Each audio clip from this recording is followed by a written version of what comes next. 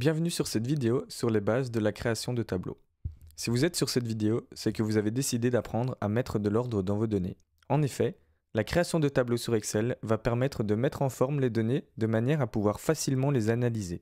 Cela permettra aussi de pouvoir utiliser de nombreux outils inventés comme les filtres, les tris et bien d'autres puissants outils. Dans cette vidéo, je vais vous montrer les bases. Nous allons commencer par rapidement voir comment font les personnes débutantes pour créer un tableau, et je vous expliquerai pourquoi ce n'est pas la bonne manière de faire. Ensuite, nous verrons avec un exemple concret que vous avez devant vous comment créer un tableau de la bonne manière. Nous allons donc pouvoir créer un tableau qui fonctionne parfaitement et qui est assez simple à créer. Nous aurons donc une liste avec différents articles, une liste de prix unitaires, une liste de quantités et une liste avec le total de la vente. Nous aurons ensuite ici une ligne avec les sous-totaux, mais pas que. Nous aurons par exemple ici la moyenne du prix unitaire vendu, et tout cela va se faire de manière automatique. Nous avons ici la somme totale d'articles vendus, la quantité. Et nous avons ici la somme totale réalisée par les ventes. De plus, il va être possible de facilement choisir grâce à une liste déroulante les différents articles que nous voulons vendre. On se retrouve donc ici sur une nouvelle feuille qui est une feuille toute vierge. Pour commencer, voyons comment les personnes qui ne savent pas correctement créer des tableaux font et pourquoi ce n'est pas la bonne manière de faire. En général, les gens vont tout simplement d'abord écrire leurs en-têtes. J'avais donc ici article, prix unitaire, quantité et total. Ensuite, ils vont compléter ce tableau. Par exemple, ils ont vendu un casque. Le casque coûtait 20 €. Ils en ont vendu 3 et la somme totale est donc égale au prix unitaire fois la quantité. Et pour mettre en forme leur tableau, ils sélectionnent leurs cellules, ils ajoutent une bordure et ils mettent par exemple l'en-tête dans une couleur bleu ciel. Ici, c'est un très mauvais tableau. Pourquoi ? Tout simplement parce que si par exemple je mets le prix unitaire dans un format monétaire et que je souhaite rajouter la vente d'un article, donc je vais vendre, imaginons une souris au prix de 10 €, quantité 2, eh bien tout le travail de mise en forme et de formule va devoir être recommencé. Vous pouvez le voir ici, mon prix unitaire ne s'est pas mis du tout dans le format monétaire, j'ai totalement perdu mes différentes bordures et je dois renoter ou bien je dois étendre ma cellule. Donc vraiment c'est une très mauvaise manière de faire, vous allez perdre beaucoup de temps et faire énormément d'erreurs. Je repars donc d'une feuille vierge. Je fais donc un commande ou CTRL A pour tout sélectionner et puis un commande ou CTRL plus moins pour tout supprimer. Je vais donc pouvoir renoter mes différents en-têtes. J'ai donc ici renoté mes différents en-têtes. Déjà, pour commencer, on va ajouter une liste de quels articles vont pouvoir être vendus. Tout simplement pour faire cela, je vais sélectionner ici ma cellule, je vais aller dans Données et puis Validation de données. Si vous n'êtes pas à l'aise avec la création de listes déroulantes, je vous invite à aller voir ma vidéo qui s'affiche juste en haut à droite. Elle vous expliquera tout. Je vais donc continuer ma vidéo comme si vous saviez déjà comment créer une liste déroulante.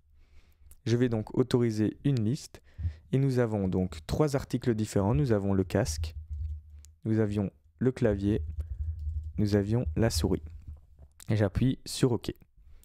On peut donc voir que ma liste déroulante s'est créée et que je vais indiquer que j'ai vendu un casque par exemple.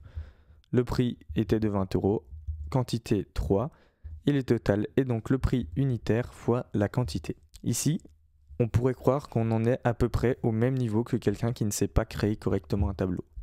Mais ce n'est pas le cas, c'est ici que tout va changer. Je vais sélectionner une des cellules de mon tableau et je vais aller dans Insertion, Tableau. Je peux indiquer si oui ou non mon tableau comporte des en-têtes. Moi c'est le cas, il s'agit de ma ligne ici tout au-dessus. J'appuie sur OK. Et là, on peut voir que mon tableau s'est créé. Je vais ici maintenant au prix unitaire et au total mettre un format monétaire et je vais ajouter une ligne, voir comment mon tableau se comporte. Je vais donc cliquer sur casque, faire un clic droit, cliquer sur insérer, ligne de tableau en dessous. On peut donc voir que ma formule s'est directement renotée tout en dessous et qu'en plus le format monétaire a bien été respecté. Il en est de même pour ma liste déroulante. J'ai donc vendu cette fois un clavier au prix de 15 € et j'en ai vendu 4. On peut voir que tout se met automatiquement. Une autre manière d'ajouter une ligne, et qui est beaucoup plus rapide si vous voulez en ajouter plusieurs, va être de mettre votre souris ici, on peut voir qu'elle se transforme en carré, et d'étendre votre tableau. Par exemple, je veux rajouter 2 produits. Je vais rajouter ici une souris que j'aurai vendu 10 € en 2 exemplaires et je vais rajouter une autre souris que j'ai revendue à 20 € prix unitaire et je l'ai vendue une fois. Je vais augmenter un petit peu la taille de mon tableau pour y voir un petit peu plus clair. Vous pouvez donc voir maintenant les différents avantages de la création de tableaux. Et les autres avantages sont vraiment très nombreux, mais nous les verrons un tout petit peu plus tard. Nous allons d'abord voir comment personnaliser au maximum notre tableau. Pour ce faire, je clique sur une des cellules de mon tableau, je vais dans Tableau, et ici, sur la flèche, je peux voir que j'ai énormément de styles prédéfinis par Excel. Je peux par exemple vouloir le mettre en jaune, en gris, en orange, etc. Mais je peux également appliquer un style personnalisé, et c'est ce que je vais faire. Je vais donc ici dans Nouveau style de tableau. Je vais l'appeler par exemple Vidéo. Ici, on peut voir à quoi va ressembler mon tableau pour l'instant. Et ici, on va pouvoir choisir chaque petit paramètre que l'on veut personnaliser. Je vais par exemple vouloir d'abord personnaliser ma ligne d'en-tête. Je clique donc sur Ligne d'en-tête, puis Format. Ici, j'ai accès à 3 onglets. Nous avons la police qui sera appliquée, la bordure ou non et la couleur de remplissage. Pour la police, je vais d'abord appliquer une couleur blanche et j'aimerais que mon titre se mette en gras. Pour le remplissage, je vais mettre par exemple une couleur vert foncé. J'appuie sur OK et on peut voir qu'on visualise directement ici les différents changements. Au niveau du tableau entier, j'aimerais rajouter des bordures.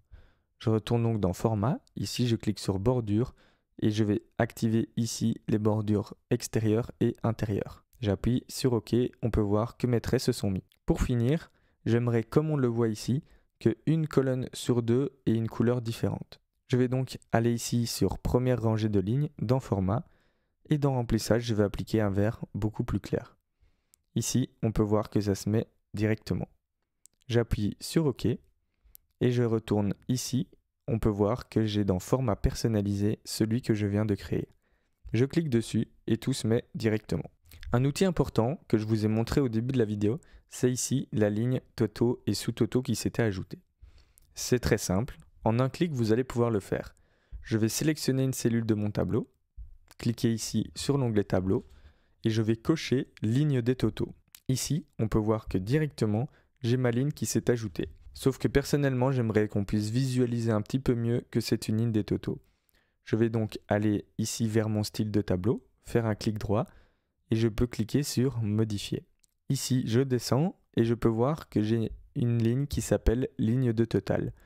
Je vais cliquer sur Format et je vais par exemple activer la double bordure et je l'active uniquement en haut. J'appuie sur OK et sur OK. On peut voir qu'ici j'ai une double bordure qui s'est mise et c'est beaucoup plus visuel pour bien montrer que ça n'a rien à voir avec les différents articles. Ici, on peut voir que directement ma somme s'est mise. Et en fait, pour chaque colonne, je vais pouvoir sélectionner différentes fonctions. Par exemple, j'aimerais savoir la quantité moyenne d'articles vendus. Et on peut voir que directement, la ligne va faire la moyenne des différents articles vendus. Au niveau du prix unitaire, j'aimerais par exemple savoir l'article le plus cher qui a été vendu, à combien il était. Je peux donc appuyer par exemple sur Max. Et on peut voir que l'article le plus cher avait un prix unitaire de 20 €. Vous allez pouvoir donc personnaliser ça très facilement en cliquant à chaque fois directement sur les petites listes déroulantes pour indiquer ce que vous préférez. Et c'est donc ça l'utilité d'un vrai bon tableau qui est construit correctement. Ça va être de pouvoir facilement utiliser ce genre d'outils d'analyse et de facilement visualiser les différentes données. Une fonctionnalité très sympathique également, ça va être de pouvoir trier par ordre.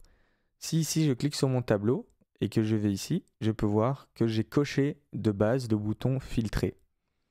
Si je coche et décoche, je peux voir que j'ai des petites flèches qui se rajoutent au niveau des en-têtes. Tout simplement, j'aimerais mettre par ordre alphabétique mes différents articles. Je vais donc cliquer sur la flèche et je vais donc pouvoir indiquer que j'aimerais que ce soit classé par ordre croissant ou décroissant. Et on peut voir que directement le changement se met à jour sur ma feuille et que les autres colonnes suivent. Ça, c'est un autre point très important de la création de tableaux, c'est que vous n'allez pas devoir modifier les autres colonnes. Je peux également demander de visualiser uniquement les ventes de casques. Je peux donc ici aller cliquer sur choisir et mettre que j'aimerais que ce soit égal à, vous voyez, j'ai directement ma liste déroulante qui se met, égal à casque. Et j'ai donc ici uniquement mes ventes de casques qui s'affichent. Je peux effacer le filtre pour revenir à mon tableau. Vous l'avez donc bien compris, la création de tableaux est vraiment un outil très puissant et qui a encore beaucoup d'autres facettes. Si par exemple je vous montre ici ce tableau de différents biens immobiliers en vente, je vais pouvoir utiliser ces différents segments pour instantanément visualiser facilement les différentes données de mon tableau. Et j'ai différents boutons ici qui vont me permettre de facilement ajouter un bien, trier par prix, etc. que je pourrai afficher.